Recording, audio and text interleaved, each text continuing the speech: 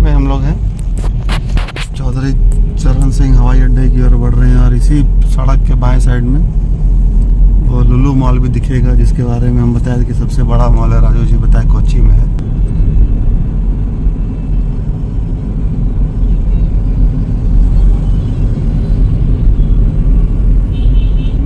ये हो सकता है कौन ये? हाँ यही है लुलु मॉल। बड़ा बढ़िया लाइटिंग है इसमें।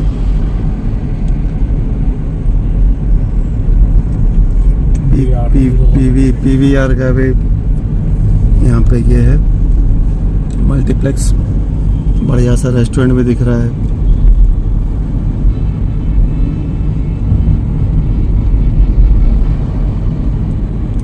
अब हम लोग हवाई अड्डे की ओर बढ़ रहे हैं। एक मिलेनियम प्लेस दिख रहा है, बिल्डिंग बड़ा सा।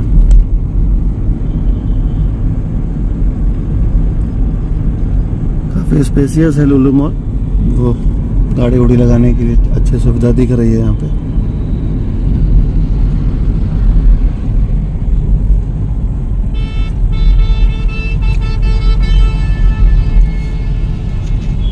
ये देखिए ओवरटेक करके कैसे दाहिने हुआ। देखिए मेदांता हॉस्पिटल।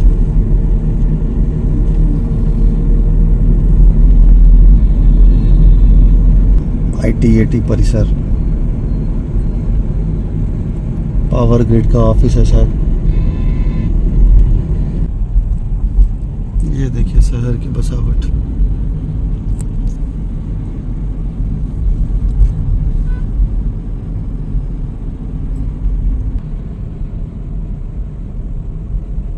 दो चार बड़ी बड़ी बिल्डिंग दिख रही है। आस्था रिट्रीट, सूर्या ग्रीन, एक इधर हॉस्पिटल है।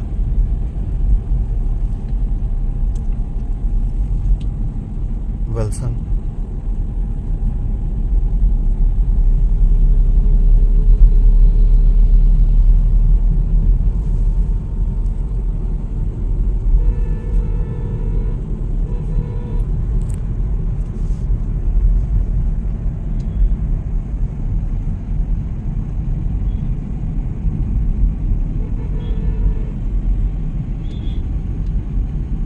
देखो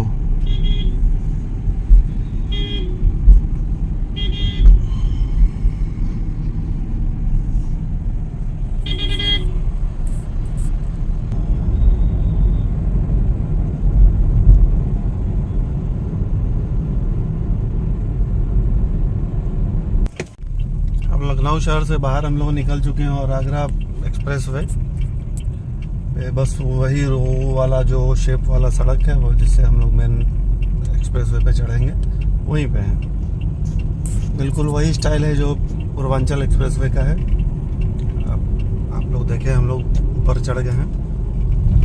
पिछली दफ़ा हम लोग जब 28 जून को आ रहे थे ना, तो काफ़ी बारिश हो रही थी। आज तो बिल्कुल सूखा हुआ है। कंपैरेटिवली इसमें लाइटिंग ज़्यादा है इस एक्सप्रेस वे में। ये पूरा का पूरा चमकता हुआ रहेगा रास्ते भर।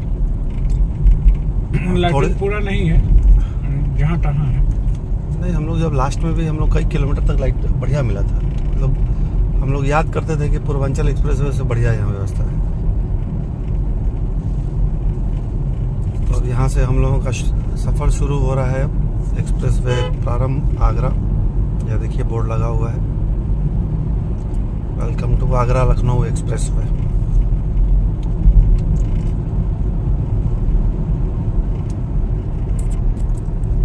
आगरा 316 किलोमीटर दूर है। कन्नौज या 98 किलोमीटर दिखा रहा है।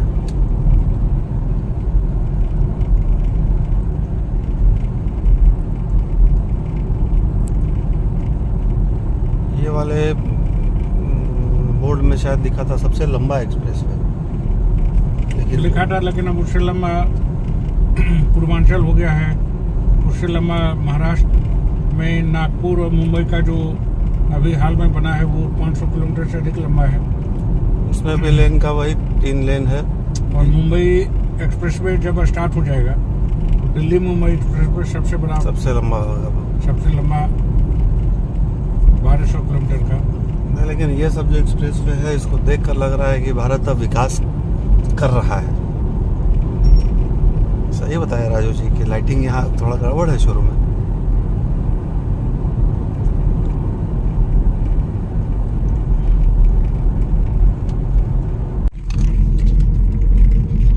अभी हम लोग लखनऊ से निकलकर आगरा लखनऊ एक्सप्रेस वे पर आ चुके हैं और ये जस्ट अभी पीछे हम लोगों का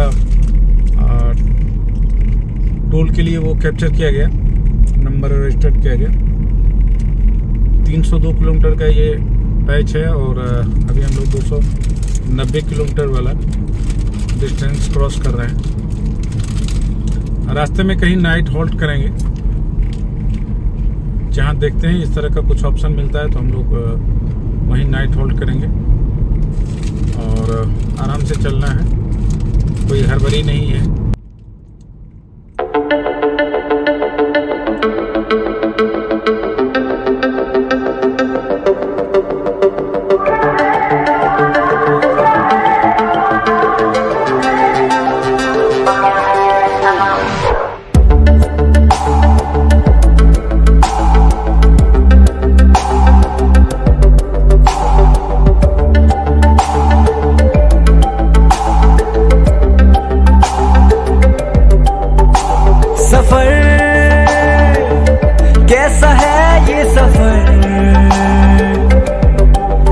मंजिलों की न है कोई खबर, सफर कैसा है ये सफर। 6 hours later. लखनऊ टॉल से थोड़ा आगे बढ़ने के बाद हम लोगों ने रात में 4-5 घंटे एक rest house refreshment centre type का बना हुआ है इस पूरे ये हाईवे में, वहाँ हम लोगों ने 4 घंटा आराम किया। अब सुबह 4:30 बजे हम लोग फिर वापस अपनी यात्रा शुरू करके हम लोग अब चले दिल्ली की ओर। अभी सुबह का 4:30 बज रहा है। अच्छा हुआ कि राजू जी ने मुझे उठा दिया, नहीं तो हम लोग देर हो जाता।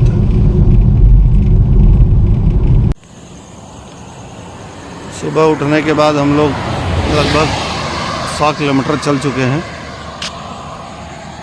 अभी 2 मिनट के लिए हम लोग रुके हैं। अभी आप देख सकते हैं कि सुबह हो रही है, सुबह का 5:30 बजा है। हम लोग साइड में गाड़ी लगाकर 2 मिनट के लिए कमर सीधा करने के लिए खड़े हुए हैं। यहाँ से अभी भी 150 किलोमीटर आगरा है।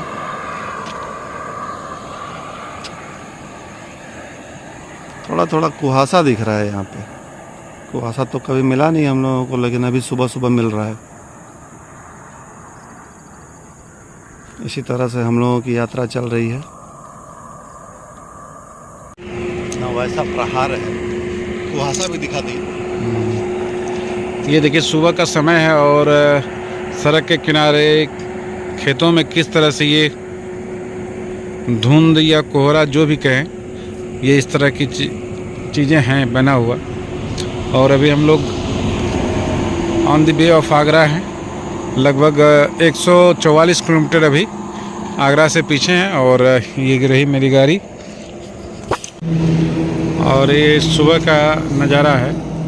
हम लोग आगरा एक्सप्रेस वे के लगभग आगरा एक्सप्रेस वे पर हैं और लगभग आगरा के करीब पहुंच चुके हैं। और ये सुबह का खूबसूरत नज़ारा, धुंध की मखमली सी चादर धरती पर बिछी हुई है और ऊपर ये भगवान सूर्य सामने है। इतना खूबसूरत नज़ारा शायद कैमरा इसे जस्टिफाइड नहीं कर पा रहा हो, लेकिन जो नज़ारा सामने है वह अत्यंत सुंदर। ठीक इसी तरह का नज़ारा सड़क के इस ओर भी है।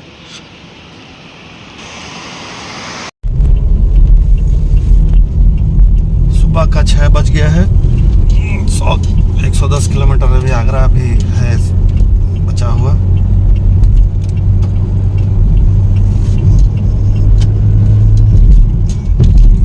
दिन का प्रकाश फैलने लगा है। Consegue.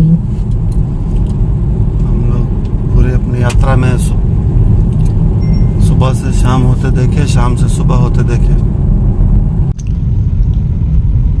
आईने में देखिए ये पीछे कितना खूबसूरत दृश्य।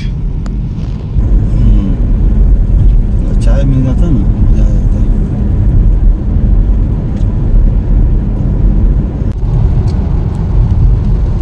आगरा शहर में हम लोग आ गए हैं। आगरा शहर, हाँ, बस शहर तो पास ही है ना।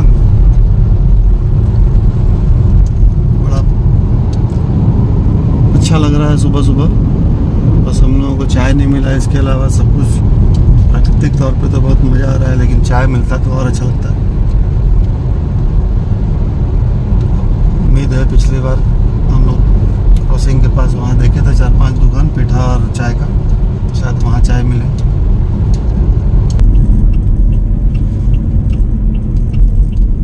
और यहीं पे हम लोगों का चाय मिलेगा। तो अभी आगरा टोल हम लोगों ने पार किया है।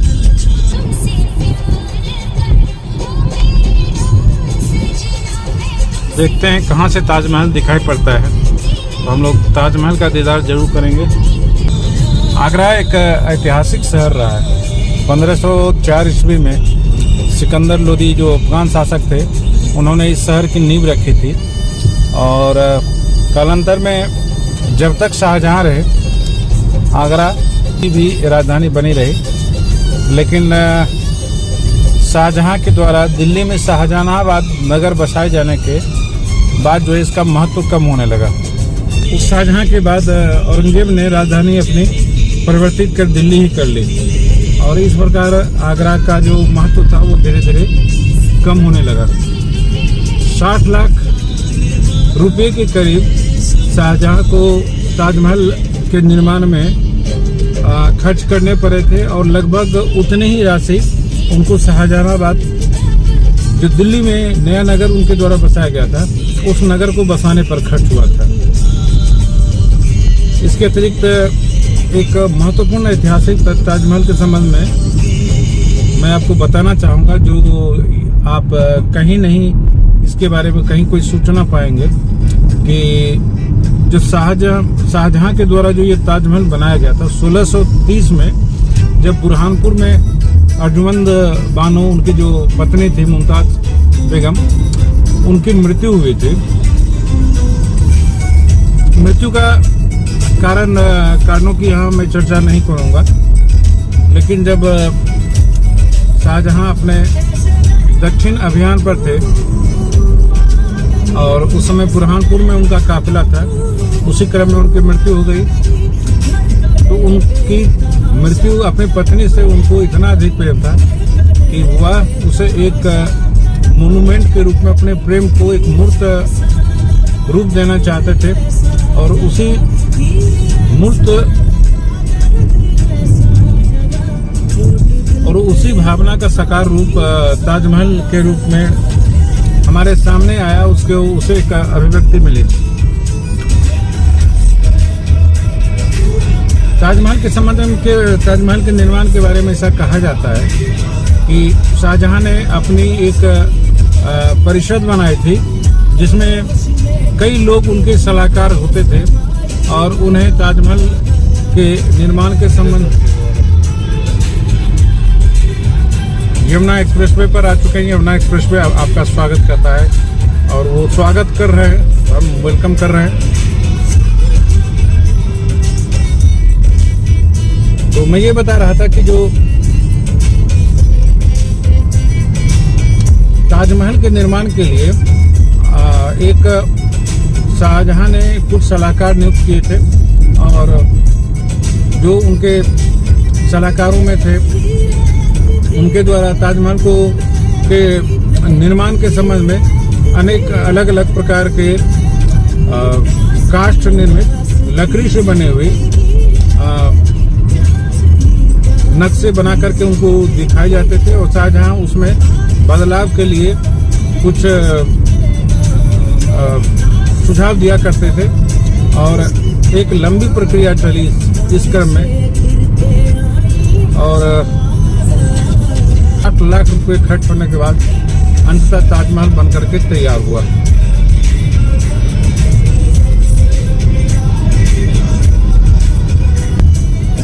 इटली के एक वास्तुकार थे,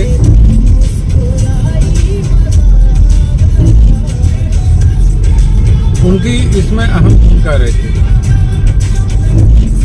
इसी तरह से मोहम्मद ईसा, अहमद लाहौरी,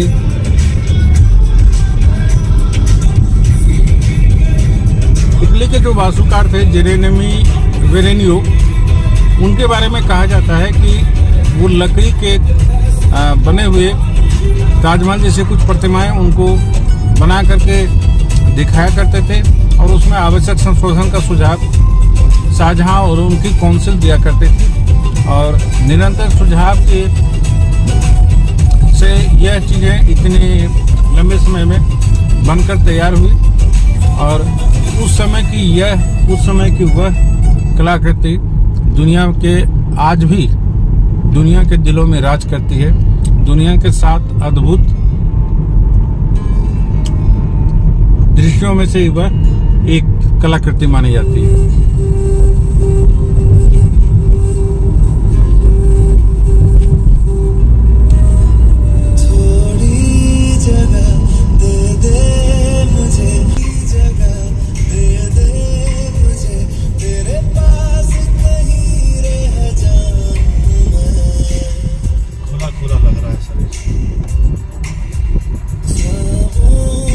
चाय क्या है ना, वो चाय दिमाग की नसों को खोल देता है।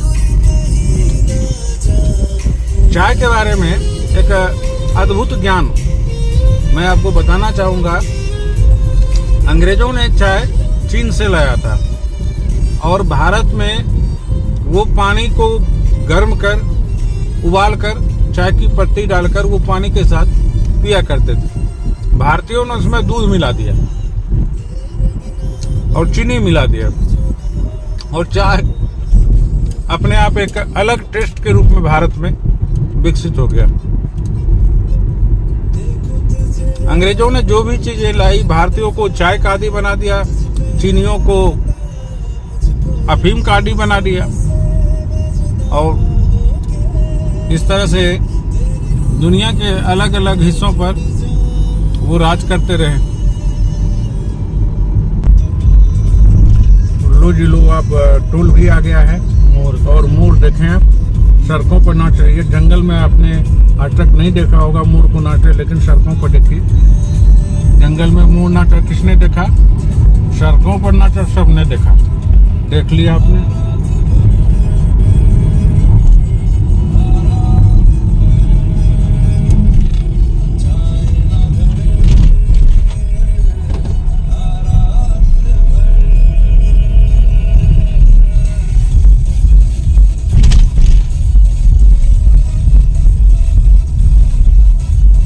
को सड़कों पर ही नाचना चाहिए।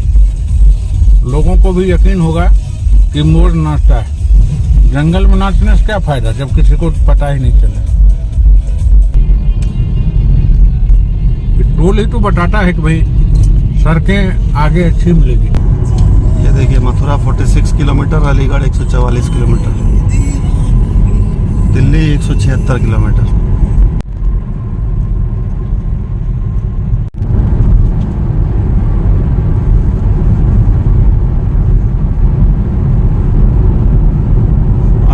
पेट्रोल पंप होना चाहिए, वहां हम लोग तेल लेंगे। देखिए सीधा कोस्टा कॉफी पीते हैं, ऐसा होता है। कोस्टा कॉफी बहुत सुनते हैं।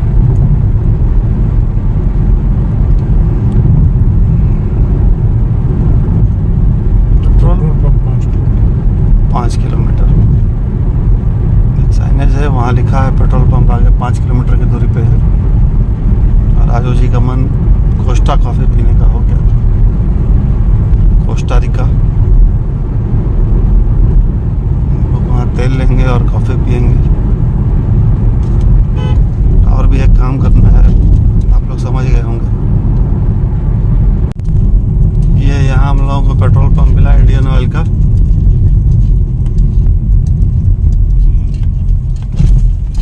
कोस्टा रिका भी यहाँ पे है, फूड स्ट्रीट अमरेली। अभी यहाँ हम लोग तो यहीं खाए थे, पिछली बार भी हम लोग यहीं रुके थे। नहीं, यहाँ नहीं रुके। हाँ, अंदर याद नहीं आपको? अच्छा हाँ, बारिश हो रहा था जो। बारिश हो रहा था।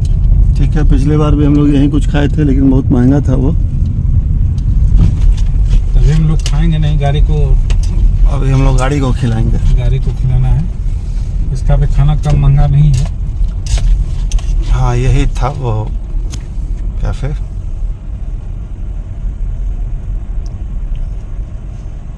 चलिए हम लोग ले लेते हैं पेट्रोल।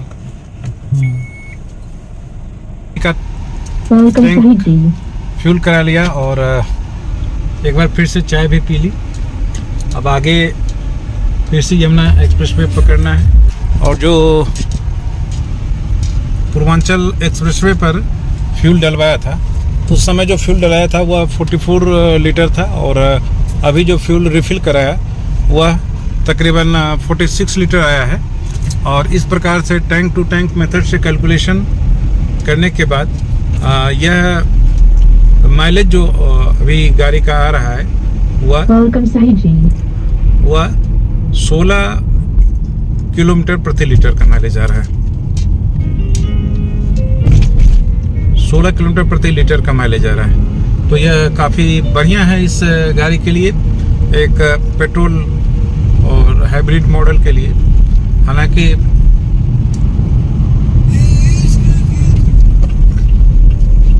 इसका जो ऐप है जिसके माध्यम से इसका माइलेज हम लोग चेक करते हैं, उसमें इसका माइलेज 18-19 के करीब दिखा रहा है, लेकिन एक्चुअल जो है ये 16 के करीब रहा है। और एवरेज स्पीड जो हम लोगों ने मेंटेन किया है वो करीब 90-80 के बीच रहा है। और मैक्सिमम ज़्यादा जो एवरेज स्पीड रहा है वो 90 के करीब रहा है।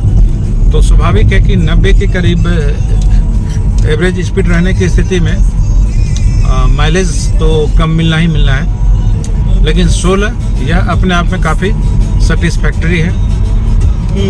क्योंकि जो इस गाड़ी के बारे में एक आम धारणा है कि यह तेल बहुत पीती है और माइलेज बहुत कम देती है, तो भाई ये चीज़ ऐसी बात नहीं है।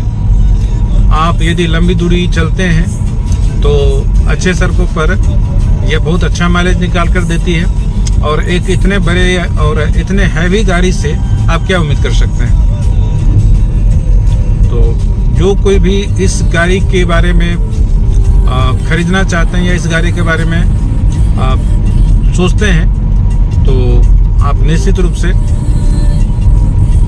खरीद सकते हैं, कोई दिक्कत नहीं है। अभी तक का जो कंफर्ट के बेसिस पर जो हम लोगों ने इसे जज किया, अभी तक के जर्नी में काफ़ी कंफर्टेबल रहा है। आपका क्या कहना है? नहीं, ठीक है, राजू जी का जो कहना है बिल्कुल सही है। हम लोगों को तो बिल्कुल थकान होता ही नहीं है इस गाड़ी में चल रहे हैं। पिछले बार भी लगातार 13 घंटा हम लोग चले थे, आधा घंटा 2 बार रुके होंगे, लेकिन कभी थकान महसूस नहीं हुआ इस गाड़ी में। गाड़ी बहुत बढ़िया है। अगर कुछ ज़्यादा पैसा लगा कर आप लोग गाड़ी लेना चाहते हैं तो इससे बढ़िया कोई गाड़ी नहीं है। क्योंकि जो इसमें इस गाड़ी में जो स्पेस है और जो कंफर्ट है, मुझे नहीं लगता है कि आपको इस रेंज में किसी और गाड़ी में मिल पाएगी। दूसरा इसका है कि म्यूजिक सिस्टम बहुत ही बेहतर है, बहुत ही बेहतरीन है। मैंने क्रेटा भी चलाया, लेकिन उसमें इस तरह का म्यूजिक सिस्टम मुझे नहीं मिला। तो कुल मिलाकर के इस गाड़ी से यात्रा करने में काफ़ी मज़ा आता है। और इस तरह का सफ़र हो तो खैर इसका कहना है क्या। तो कुल मिलाकर अभी जो हम लोगों को दिल्ली आने में जो कुल तेल लगा है पटना से दिल्ली तक के बीच में, यह कुल मिलाकर 5800 रुपये का तेल हम लोगों ने डलवाया। क्योंकि अभी पूर्वांचल एक्सप्रेसवे पर जो मैंने तेल लिया था उसमें उसका रेंज अभी भी 232 किलोमीटर दिखा रहा है और यहाँ से दिल्ली मात्र 98 किलोमीटर है। इस हिसाब से हम लोग 5800 रुपये में दिल्ली आ गए और इतना ही रुपया हमको जाने में भी लगने की उम्मीद है, क्योंकि अभी जो फ्यूल मैंने डलवाया है इसका रेंज अभी 976 किलोमीटर दिखा रहा है। तो स्वाभाविक है कि जब हम इसी फ्यूल से लौटेंगे तो लखनऊ तक मुझे अलग से तेल डलवाने की ज़रूरत नहीं होगी। अब लखनऊ पहुंचने के बाद ही इसमें हम नेक्स्ट रिफिल करेंगे, तो वो 5000 का हो 4000 का हो, जैसा भी होगा आपको मैं बताऊंगा। लेकिन ये है कि आने और जाने का जो पेट्रोल का खर्च है वो लगभग 11,000 रुपया रहता है और 4000 टोल का मतलब 15,000 टोल जो है 4000 रुपया। उसके अलावा आप जो रास्ते में खर्च करते हैं अलग बात है। रास्ते में आप चाय वगैरह तो ये तो आप ऐसे भी पीते हैं, तो ऐसे भी पीते हैं। 12,000 रुपये में आपको गाड़ी का सब कुछ हो जाता है।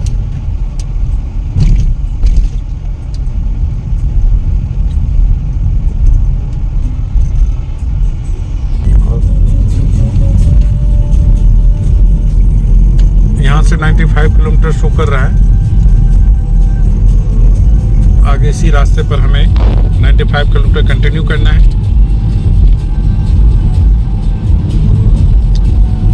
लेकिन चलेंगे आराम से। पीछे एक फॉर्च्यूनर वाले भाई साहब आ रहे हैं चंद्रयान के स्पीड से। लगता है कि किसी ने उनका प्रक्षेपण कर दिया है।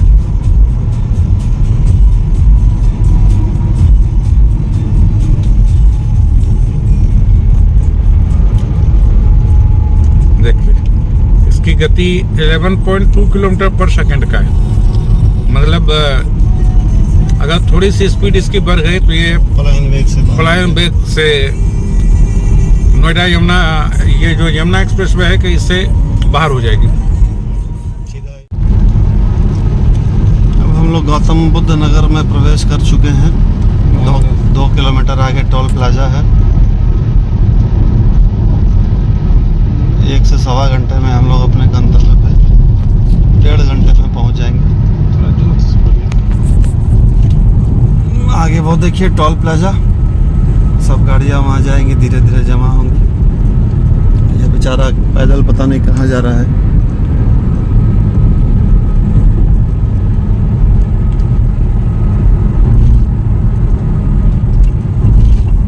टोल आते ही लगता है जैसे कि रनवे की तरह सड़कें चौड़ी हो जाया करती। ये लगता है स्टेट गवर्नमेंट का सारा बस है, एक कलर का। 1 2 3 4 5 6 7 8 बस गेरुआ कलर है, तो रंग दे तुम है गेरुआ, समझ लीजिए।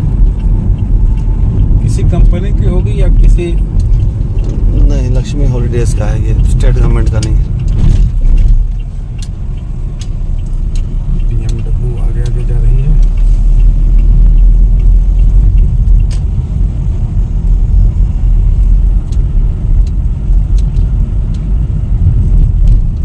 हम लोग अपने कार लेन में चले आए हैं।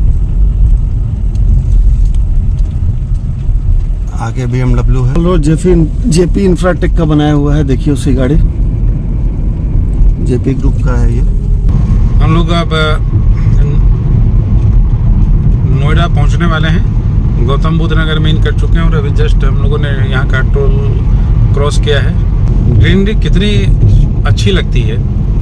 पहले के ज़माने में कहा जाता था कि जब किसी शासक के द्वारा सड़कें बनाया जाया करती थी तो सड़कों के किनारे दोनों तरफ हरे भरे पेड़ पौधे लगाए जाते थे, ताकि जो यात्री हैं, जो राहगीर हैं, उन्हें धूप से बचना, अगर बचना हो तो वह पेड़ की छाया में खड़े हो सकें, बैठ सकें।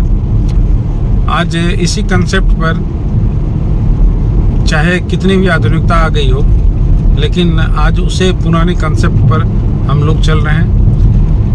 यह कोशिश हो रही है कि सड़कों के किनारे हरे भरे पेड़ हों, जो कि पॉल्यूशन भी कम करने का कार्य करे और जो लाइट दूसरी तरफ से दूसरे गाड़ियों का आता हो उसके रिफ्लेक्शन को भी कम करते हुए को सुरक्षित अपने गंतव्य तक पहुंचने में मदद मिल सके।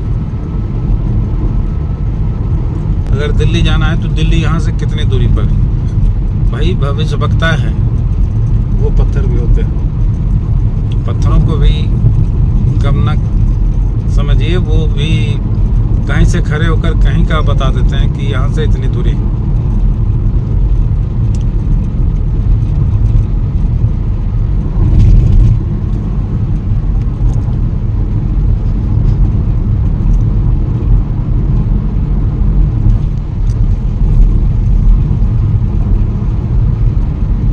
मात्र 34 किलोमीटर का ये एक्सप्रेसवे बचा है और 34 किलोमीटर के बाद हम लोग इस एक्सप्रेसवे को छोड़कर दिल्ली इन कर जाएंगे और फिर ट्रैफिक से जूझते हुए द्वारका सेक्टर 13 जाएंगे।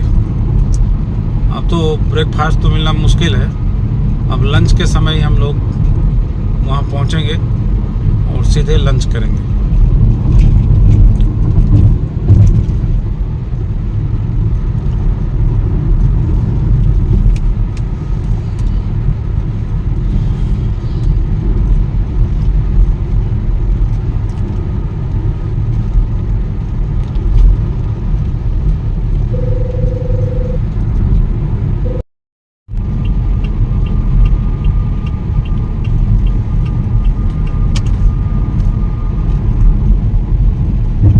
देखिए ये हम लोग नोएडा पहुंच चुके हैं। ये एटीएस अपार्टमेंट इन करते ही सामने आ चुका है।